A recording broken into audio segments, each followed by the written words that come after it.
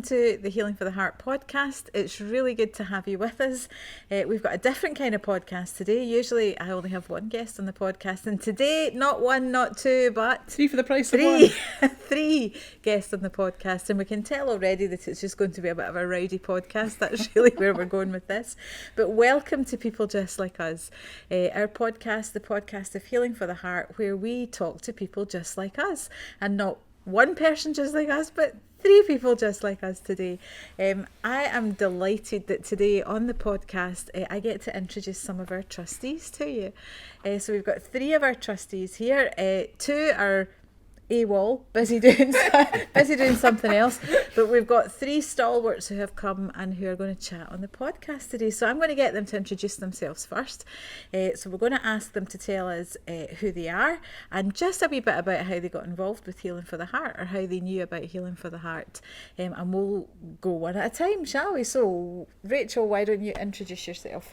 I'm Rachel. I have been a trustee for a good few years now. And I got involved because I saw the impact of Healing for the Heart, both in young people that I had supported as a youth worker, and also within our families. And that was a real reason why I wanted to get involved and see and support the way that they change lives. Amazing, fabulous, and we didn't pay you to say that, no, which was even better. There, no, coffee. Colin, why don't you introduce yourself?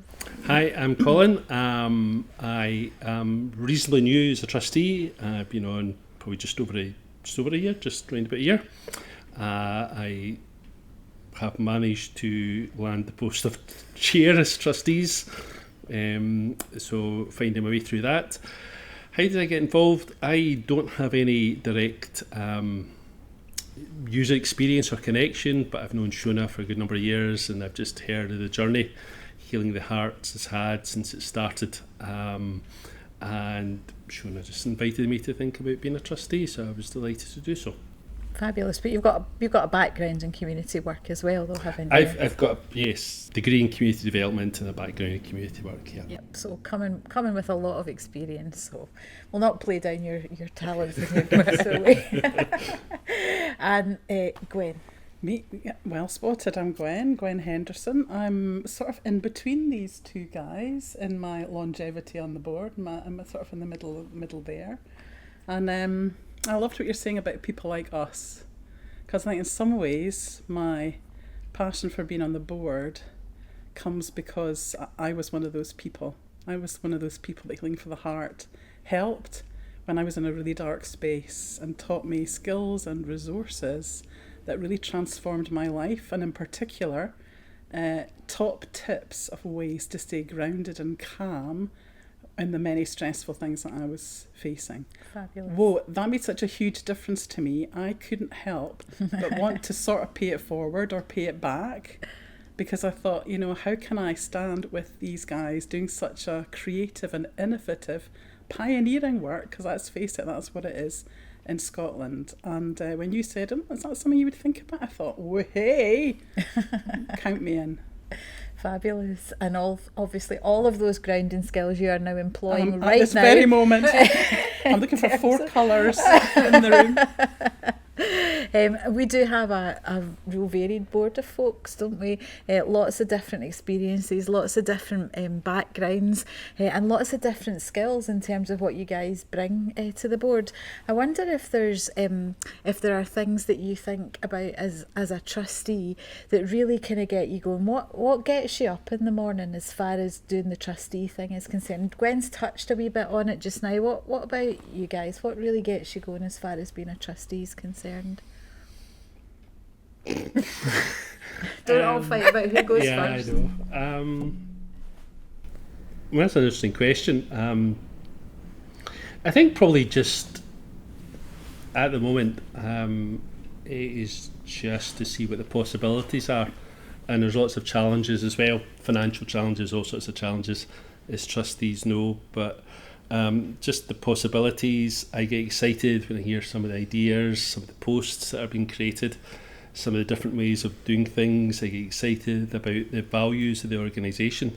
So I guess there's not one thing in particular, but it's about actually seeing the possibilities of what can be done despite the considerable challenges we have too. Yep. Anybody else want to chip in? I think probably for me it's knowing the work that's going on and knowing how much things are changing for folk on the day to day. I think it's also known that there's a really great staff team, and how excited they are to innovate and change and pioneer and really try and provide a service that doesn't exist in the city and arguably in the nation. So I get really, really excited by that, and just to see how we can continue to build and develop that and make a difference. Yeah, fabulous.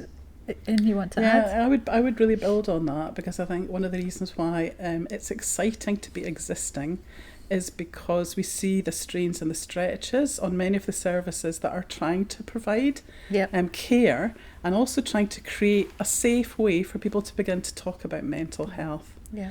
But the reality on the ground is that people who are really looking for that help end up on waiting lists that can be a long, long time, when actually their crisis is now. One of the things that excites me about the work of Healing for the Heart and being a trustee as part of it is that actually we can turn around people's situations purely by giving them some basic skills, and also some healthy, safe places to talk about the stuff that is piling up, and to be able to discharge a little bit. Not only do I get to see that would make a difference for an ordinary person in their ordinary day once they begin to put those skills into practice, I get to do it, with a group of creative, on the cutting edge staff that are looking at the holes and wondering, like, we can't plug them all, but what can we do? What can we experiment with? What can we be creative about? So that together with clients and people in our services, we can see, how's this working? Is that good for you? Are there things that we could do differently? But also I get to work with a top team like these guys who bring lots of different skills to the party. And know that we're actually making a difference that will change people's lives and bring them back, not only from the brink, but equip them to be agents of change themselves. And the exciting thing for me as a trustee, as I maybe dip in and out of different group things that we do with Healing for the Heart and events, I keep meeting people who are working alongside the staff, who are maybe volunteers, and I say, oh, tell me your story. And when they tell me their story, I realise that they were on the other side of the table when they began, and now they themselves are becoming agents of change, and they're inspirational. So what's not to like about being inspired by all these different groups of people? It's challenging, but it's a good challenge, because things need to change in Scotland, and we're trying to help with other organisations to be on the cutting edge of experimenting with what that looks like. I think that's really interesting. I think there's a couple of things in there. I think there's the both and thing about helping people develop skills and tools that help to improve their resilience, and there's also the being able to provide the space to process. So there's a lovely both and thing in there, which I think is really important. And the other thing that I think is really important in what you said there is the issue in terms of people accessing support. And we know that it's difficult for people to access support for their mental health, in particular for their mental health, not just for their mental health. So those two things seem to me to be quite important. I don't know whether that's kind of chiming with you guys as well.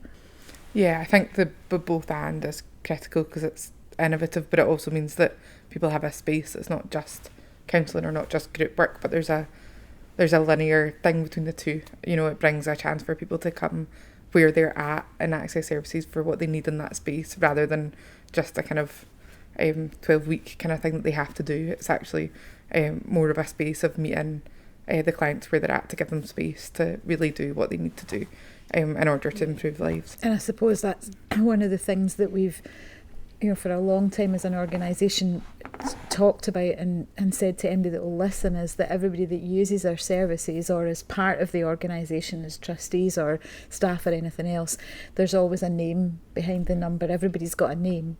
And it's about, when we talk about tailor-made support and we talk about holistic support, but that really is what you're talking about. It is about, how can we actually support the totality of this person? It's not just, well, here's a 12-week programme that we're going to do to you, and at the other end you're going to pop out, but actually what is it you need? And that feels like that's quite important. Yeah, I think it's critical. I think it's part of what makes Healing for the Heart what it is. It's not just a one size fits all, but it is actually a thing that meets the needs of communities, but also meets the needs of individuals within those communities, and it transforms both.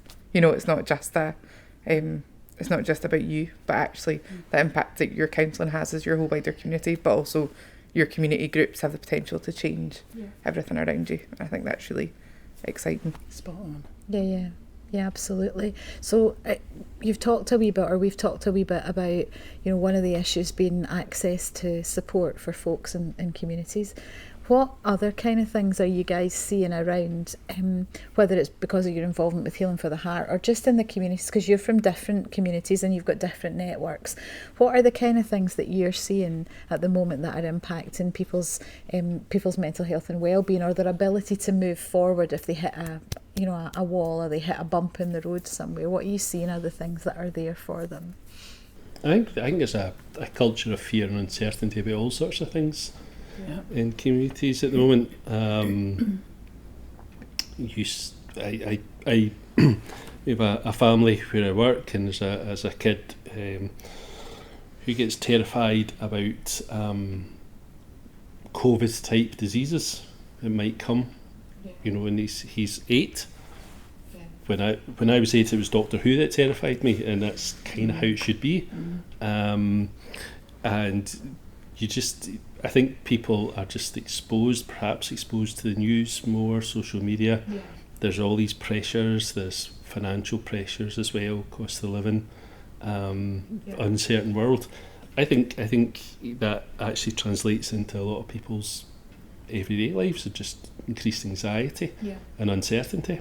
And I suppose we have access to so much more information now than we ever used to have, which in some ways is good. But the flip side of it is that, it's not just Doctor Who we see anymore when we're 8. There's a whole pile of other stuff out there as well, isn't it? And you don't necessarily know if that information is correct or what the spin is behind it.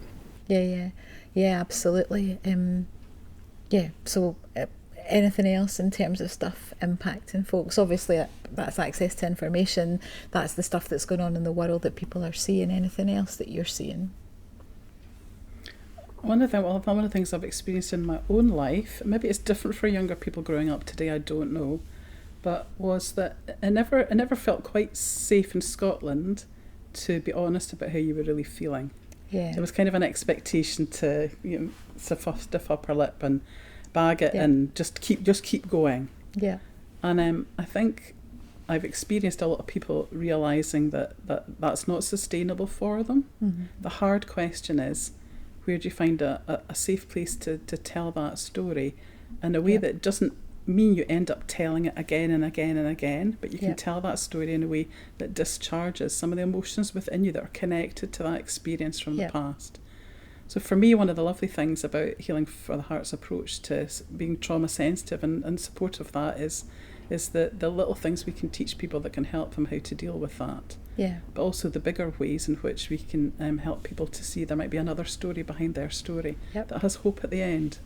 And I keep meeting people that are discovering through involvement with organisations like ours that maybe there's another story, and it's great to see them stepping into that, and the ways that is really empowering for them. I think that's really important. That's one of the things that we've been kind of leaning into with some of the resiliency training, isn't it, in terms of, well, is there another story, is there a resiliency story there? So and how did you know you'd survived, and what was the difference that it made, and so all of those kind of questions where we have that negative bias, don't we, where we think we need to be in all of the negativity of the story, all the awfulness of the story, but actually there is another story underneath, because you're here and you're telling me this story, so there's another story that's running underneath. I think it's really important. And I think the other thing that's important about getting the chance to hear people's stories is so often I'll be in a situation where maybe somebody will have the courage to disclose something about what they're experiencing, and someone else will say, "You're joking. Oh, I feel that too, and I thought it was just me." I think there can be real isolation in our mental health problems, and we think there's something wrong with us, whereas actually maybe the things you're anxious about, you've got good reason to be anxious about them, and it's really important to be able to tease that out and to find out what resources are available to help you to be addressing that. And so I think in some ways It's really important to find different creative ways to help people to talk a bit more, and also to learn what it means to be in Scotland. Imagine that, our authentic selves. And actually that takes courage. We shouldn't underestimate that. Yeah. The steps we can take to create a bit of space for people to do that on their terms, at their pace and their time. That makes an exciting crucible for new things to bubble up and to emerge in people's lives, but also in that beautiful like cross not fertilization but connection between different kinds of people. Yeah. That actually opens up different ways of being them and Yeah. enjoying being them that they Yeah. might not have experienced before. Finding other people enjoying who they are and how they Yeah. express themselves, and how Yeah. they're different and unique. Yeah. And that's always a joy to see. Yeah, absolutely. Yeah, totally. There is definitely something about that, isn't there, in terms of the culture that we live in, about people being able to be open about the stuff that really matters to them. Yeah. Anything else that you guys are seeing? Where is it with young people just now? Because you do a lot of work with young people. Yeah. I think there's still quite a lot of fear and anxiety that's been built up probably around our, both in terms of just like a post-COVID life of all of that, but also there's a lot of concern around your wider world, whether that's how do you live out lives of justice, and actually when you're in that space of justice, how do you hold your own emotions and your own stress and anxiety so you then don't burn out. You know, we're seeing more and more young people be living more authentically, like Gwen's talking about, but in turn that's coming with a little bit of a cost of not knowing how to hold themselves or burning out or becoming like, how do you not become apathetic? How do you not just go, okay, well I can't change anything so I won't change anything at all, but actually how do you help people hold what they have and then bring it to the world to lead for transformation? And I think that's really exciting, but I think in turn that tension's really high. I think as well the cost of living is hitting young people hugely, just in terms of opportunities, but also even if we look at young people that are leaving school and are trying to go to university or college, you know, we know a number of young people got closed out of housing, for example, because they just simply can't afford it because of the way that the living crisis and the housing crisis is. So I think they're two really simple ways that are really, really impacting young people and how they live in our world and how they navigate it at critical times of transition in particular. Yep. And we know in general that there's a big link between poverty and mental health, because the opportunities that don't come because there's no financial means, or not even just financial, whatever kind of poverty that you're actually living in, we know that there's a huge connection in terms of opportunities or outlook or anything else that you can actually have when there's a deficit there. And we already know that. You know, which is why, you know, as an organisation here, we've been committed to try to provide that support at as low a cost or no cost as we possibly can. So yeah, what about so you know, listening to you guys, you're obviously really passionate about mental health and about what we do here, which is good because you're on the board, because that's good.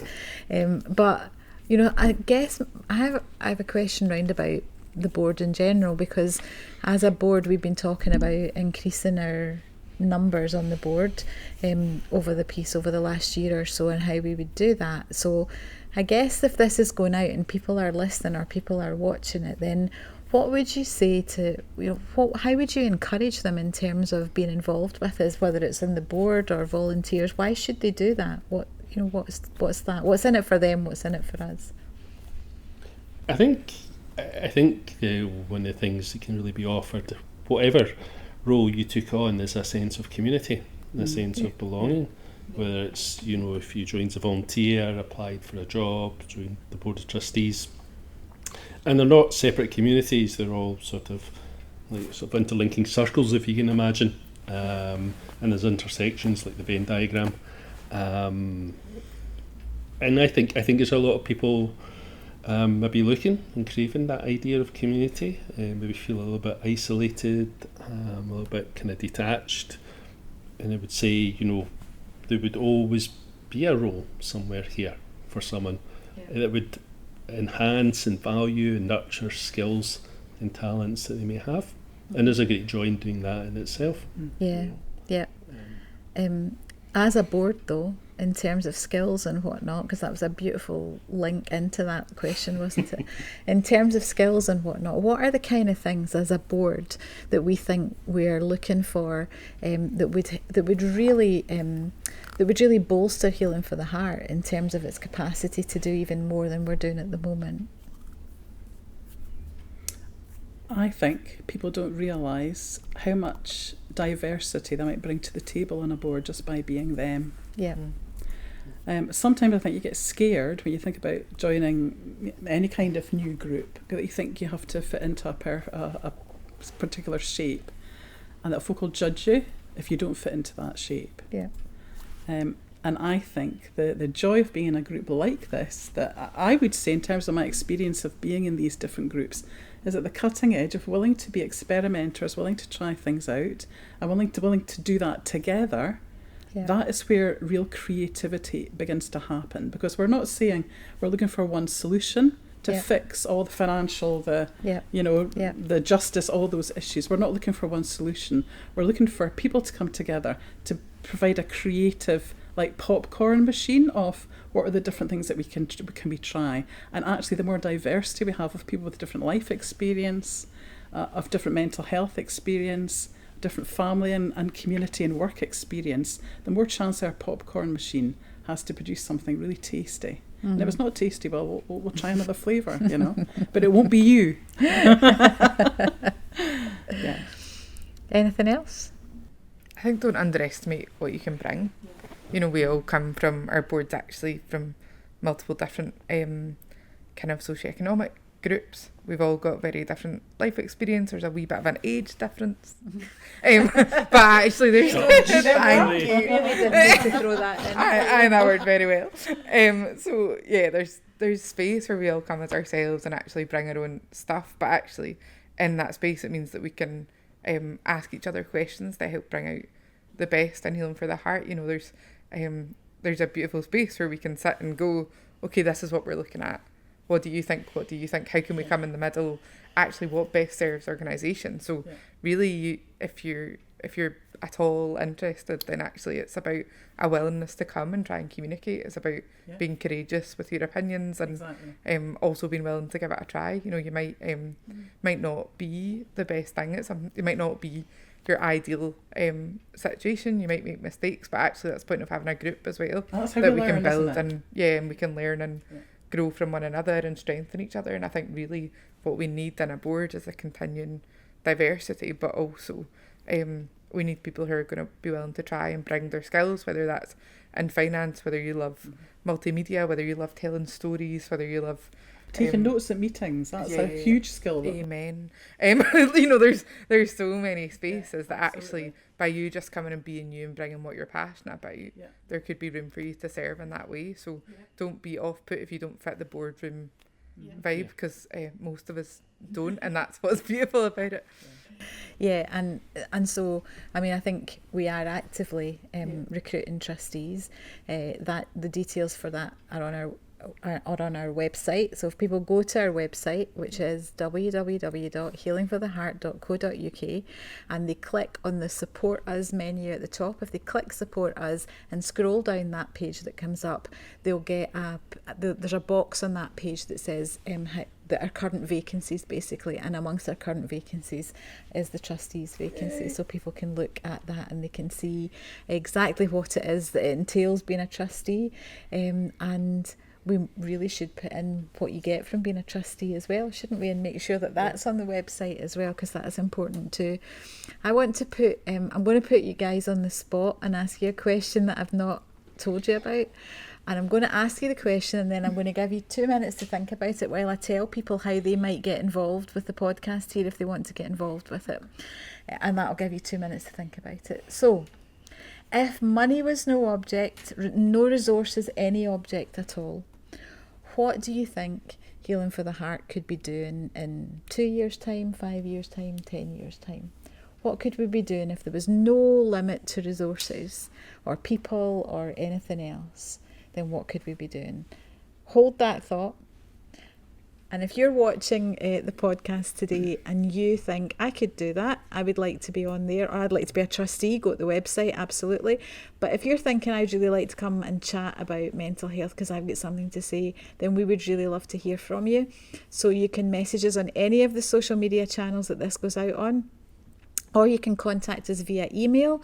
Again, you can find the details for that on our website, or you can even pick up the phone and phone us because the details for that are on our website too. So the website is the place to find all of that information. We'd love you to like anything that we put out on social media and share it, because it gets people noticing us who aren't noticing us at the moment.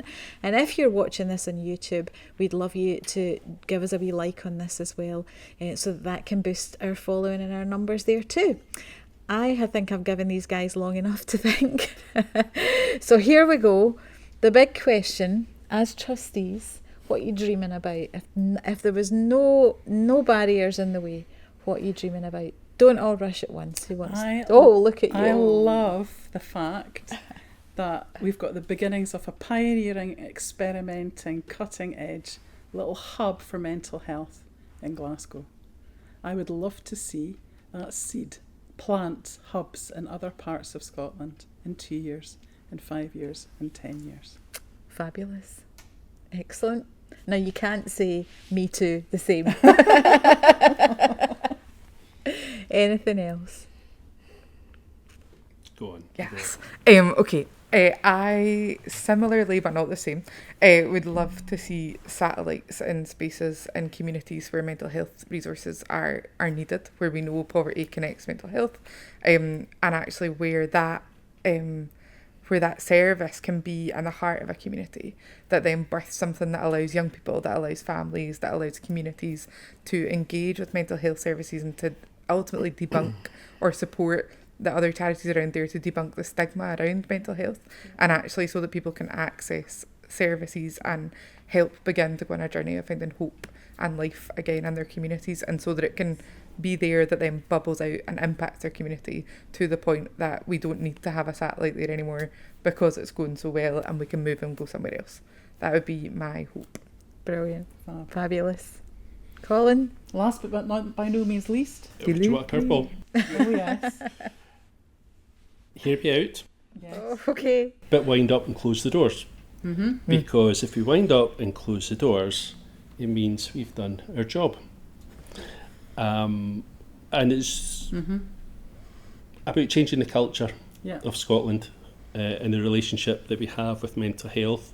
It's about telling politicians, people in power, people in soft power and in councils and in health boards that mental health is not something that you ameliorate, but you actually change for people, you know. And I think that would be my very mile high dream, that we are able to do that. Well, a couple of years, I'm not so sure.